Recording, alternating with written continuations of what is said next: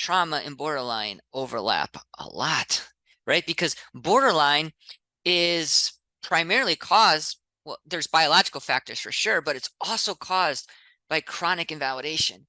And invalidation itself is traumatizing. So that's why there's such an overlap between trauma and borderline. And one of the things you see in individuals who have been traumatized or borderline symptoms is they're stuck at the extremes.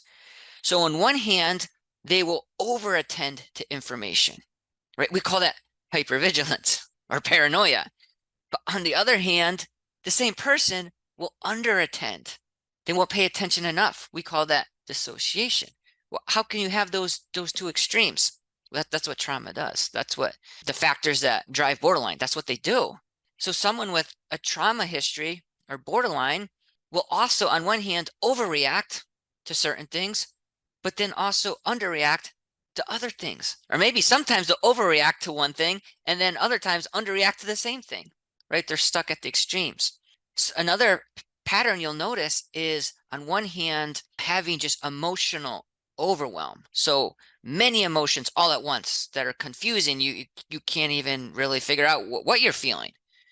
But then on the other hand, feeling completely numb and empty and dead, right? And then on the other hand, maybe too much thinking. So obsessive thinking or perceptive thinking, racing thoughts, right? Just can't shut off your mind.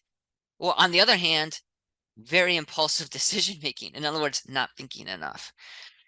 And the same patterns of too much and too little also apply to relationships.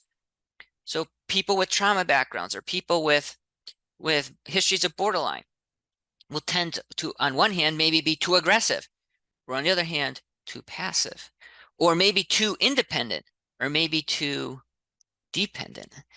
So I don't know if you've noticed, but if you've ever studied the symptoms of borderline personality disorder, I've just described them right here. That's what they are.